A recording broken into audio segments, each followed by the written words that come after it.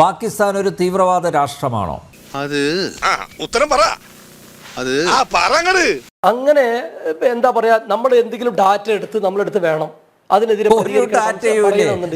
ഞാനിപ്പോ നമ്മൾ സംസാരിക്കുന്നത് അല്ല, അഖണ്ഡതയ്ക്കും അതുപോലെ ഭാരതത്തിന്റെ സുരക്ഷയ്ക്കും നിരന്തരം ഭീഷണി ഉയർത്തുന്ന, നിരന്തരം നമുക്കറിയാലോ നമ്മുടെ അതിർത്തികളിൽ പട്ടാളക്കാരെയൊക്കെ സമ്മതിക്കണം, വലിയ സല്യൂട്ട് കൊടുക്കണം, നിരന്തരം ഉപദ്രവിക്കുന്ന, കടന്നു കയറുന്ന, അതിനൊക്കെ എല്ലാ തരത്തിലുള്ള പ്രചോദനം നൽകുന്ന പാകിസ്ഥാൻ മതഭീകരത കൊണ്ടു നടക്കുന്ന ടെററിസ്റ്റ് സ്റ്റേറ്റ് ആണ് എന്ന് പറയാനുള്ള ആർജവം പോലും ഷാക്കിറിനില്ല. ഷാക്കിർ എന്തിനാണ് ഷാക്കിർ? അല്ല, നിങ്ങൾ അങ്ങനെ എന്റെ പ്രസ്താവന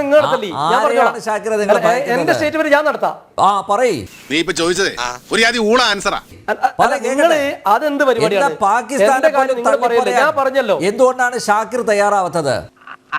അതല്ല ഉദ്ദേശം, ഞാൻ മാറി പിന്നെ ചൂടാണ്ട് എ സി ഒന്നും ഇല്ല. അത് തെളിവുകൾ വേണോ? അങ്ങനല്ല, അങ്ങനല്ല. അല്ല, നിങ്ങൾ ഞാൻ പറയാത്തത് പറയല്ലേ പ്ലീസ്. ഞാൻ പറഞ്ഞുതരാം, നിങ്ങൾ എന്നെ സംസാരിക്കാൻ സമ്മതിക്കണം, അതാണ് മര്യാദ. നിങ്ങൾ ചോദിച്ച ചോദ്യത്തിന് ഞാൻ ഉത്തരം നൽകാം, അത് കഴിഞ്ഞിട്ട് നിങ്ങൾ ഇടപെട് പ്ലീസ്. അതിന്റെ ഫ്ലോ കളഞ്ഞു.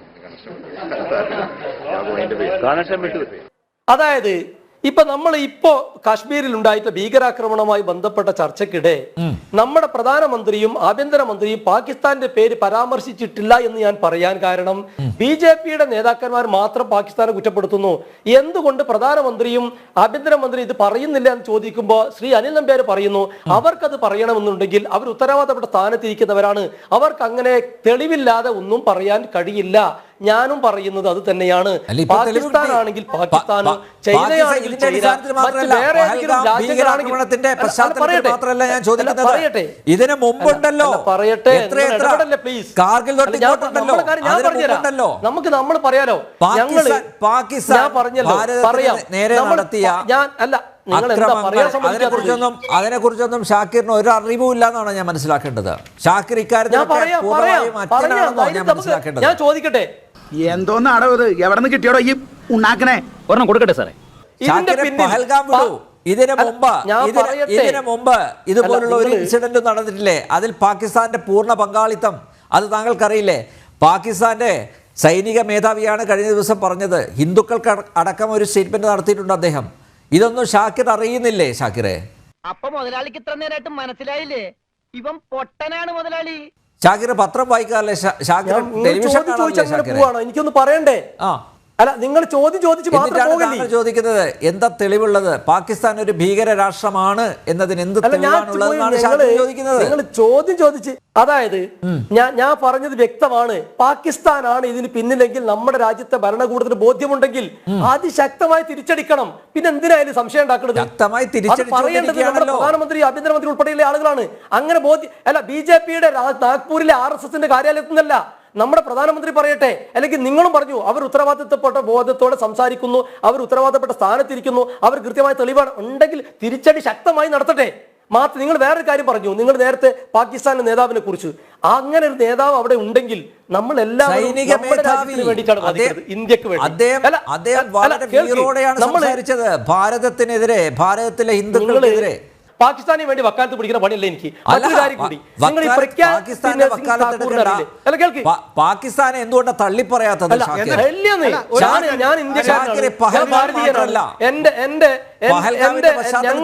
അവസാന ശ്വാസം വരെ നമ്മൾ രാജ്യത്തിന് വേണ്ടി നിലകൊള്ളുന്ന ആളുകളാ. എന്നിട്ട് ലീഗിനോട് രാജ്യസ്നേഹമുള്ള ഒരു പാർട്ടി ഈ രാജ്യത്തില്ല. ലീഗിനോട് രാജ്യസ്നേഹമുള്ള ഒരു പാർട്ടി ഈ രാജ്യത്തില്ല.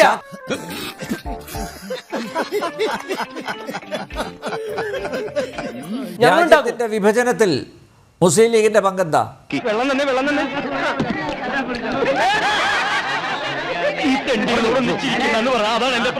അത് RSSന്റെ പങ്കാണ്. രാജ്യത്തെ വിഭജനം ഉണ്ടാക്കിയത് RSSന്റെ ആണ്. RSS ആണ് ആദ്യമായി അങ്ങനെ സമിതി മുന്നോട്ട് വെച്ചിട്ടുള്ളത്. കണക്കല്ലേ? ചരിത്രബോധമുണ്ട് ഷാക്കിർ. നിങ്ങൾ ചരിത്രബോധം, നിങ്ങളുടെ തെറ്റിദ്ധരിപ്പിക്കല് ഇപ്പൊ ഈ ആധുനിക കാലത്ത് ചെലവാകൂല.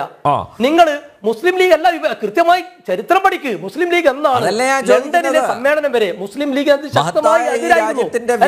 ഇന്ത്യ വിഭജനത്തിന് അവസാന സമയം വരെ മുഹമ്മദ് അലി ജിന്ന ലണ്ടനിൽ പോയപ്പോ നോക്ക്, നിങ്ങൾ ചർച്ച പഠിച്ചിരിക്കുന്നു. ഞാൻ പറഞ്ഞുതരാം. ഇപ്പൊ മുഹമ്മദ് അലി ജിന്ന 1946 ലണ്ടനിൽ പോയ സമയം വരെ അതിശക്തമായി ഈ വിഭജനത്തിന് ലീഗ് എതിരായിരുന്നു, ജിന്ന എതിരായിരുന്നു എന്ന് പറഞ്ഞിട്ട് അവിടുത്തെ വിദ്യാർത്ഥികൾ ജിന്നയെ ബഹിഷ്കരിച്ച കഥയൊക്കെ നിങ്ങൾക്ക് അറിയില്ലേ? RSS സൃഷ്ടിയാണ് ഈ വിഭജനം. നിനക്കതൊക്കെ എങ്ങനെ സാധിക്കും? പിന്നെ അത് മുസ്ലിം ലീഗിനെ പരിധി കെട്ടണ്ട. മാത്രവുമല്ല, ആ മുസ്ലിം ലീഗും ഈ മുസ്ലിം ലീഗും ഇന്ത്യൻ യൂണിയൻ മുസ്ലിം ലീഗിന്റെ ആൾക്കാരാണ് ഞങ്ങള്. ഇന്ത്യ പിറന്ന ശേഷം ഇന്ത്യ സ്വതന്ത്രമായി നിങ്ങൾ ചർച്ചയിൽ ഓരോന്നും നിങ്ങൾ പാളിപ്പോകുമ്പോ അടുത്ത നമ്പറുമായിട്ട് വരികയാണ്. നിങ്ങൾ ഈ പ്രഖ്യാത് സിംഗിനെ അറിയില്ലേ? സാക്ഷി മഹാരാജിനെ അറിയില്ലേ? ഇപ്പൊ BJP സുഹൃത്തിനോട് ഞാൻ വെല്ലുവിളിക്കാണ്.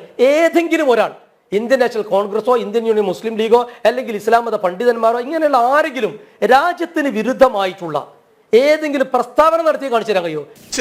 ഞാനത് ചോദിക്കരുതായിരുന്നു. ഷാക്കിറിനെ പോലുള്ള ഒരു നേതാവ് ചോദിച്ചത് എന്താ? അങ്ങനെ പാകിസ്ഥാൻ ഭീകരവാദവുമായി മുന്നോട്ട് പോകുന്നതിന് എന്താണ് തെളിവ് എന്നാണ് ഷാക്കിർ ചോദിച്ചത്.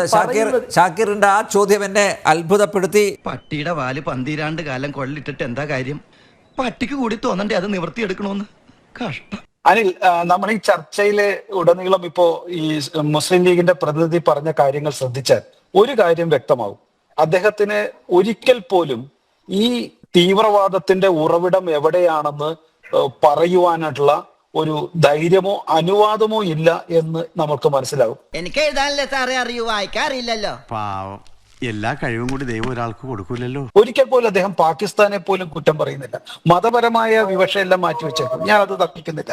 പക്ഷേ ഒരിക്കൽ പോലും പാകിസ്ഥാനാണ് ഈ മത തീവ്രവാദത്തിന്റെ പ്രഭവ കേന്ദ്രമെന്നും അത്തരത്തിലുള്ള തീവ്രവാദ പ്രവർത്തനങ്ങൾ ഇന്ന് നടക്കുന്നതും തുടങ്ങുന്നതും കേരളത്തിലും രാജ്യത്തെമ്പാടും നടക്കുന്നത്, ലോകത്തെമ്പാടും നടക്കുന്നതിന്റെ പ്രഭവ കേന്ദ്രം പാകിസ്ഥാനാണെന്ന് അദ്ദേഹം പറയുന്നില്ല. നിങ്ങൾ നോക്കൂ, ഈ കുറെ കാലഘട്ടങ്ങളിൽ BJP ഭരിക്കുമ്പോൾ നടക്കുന്ന തീവ്രവാദ പ്രവർത്തനങ്ങളെല്ലാം BJPയുടെ കയ്യ് അതിലും കവിഞ്ഞ് ആർമിയുടെ, ഇന്ത്യൻ ആർമിയുടെ വരെ കയ്യിലാണ്, കണക്കിലാണെന്ന് പറഞ്ഞില്ലേ? ഇപ്പൊ അന്ന് പുൽവാമ അറ്റാക്കിന്റെ കാര്യം, അന്ന് ആർമി ചീഫ് അടക്കം അത് ക്ലാരിഫൈ ചെയ്യാൻ ശ്രമിച്ചപ്പോൾ ഇവർ എന്താ പറഞ്ഞത്? അല്ല, ഇത് BJP ചെയ്തതാണ്, സംഘപരിവാർ ചെയ്തതാണെന്ന് പറയുന്നു. അതിനു മുൻപ് അടൽ ബിഹാരി വാജ്പേയിയുടെ കാലഘട്ടത്തിൽ യുദ്ധം നടന്നപ്പോൾ ആ യുദ്ധത്തെ പോലും ഇവർ പഠിച്ചത് കേന്ദ്രത്തിന്റെയും ആർമിയുടെയും കുഴപ്പം കൊണ്ടാണ് എന്ന് പറഞ്ഞിട്ടല്ലേ അന്നത്തെ യുദ്ധത്തെ ഇവർ പരിഹസിച്ചതും നേരിട്ടതും. അപ്പൊ കാലാകാലങ്ങളായി ഇന്ത്യയിൽ നടക്കുന്ന തീവ്രവാദ ആക്രമണങ്ങളെയും പാകിസ്ഥാന്റെ ഡയറക്റ്റ് ആയിട്ടുള്ള യുദ്ധങ്ങളെയും ഇവർ സമീപിച്ചിരുന്നത്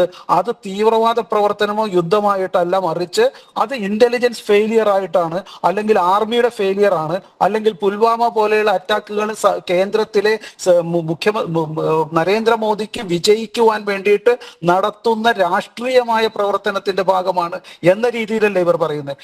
100% ഞാൻ യോജിക്കുന്നു.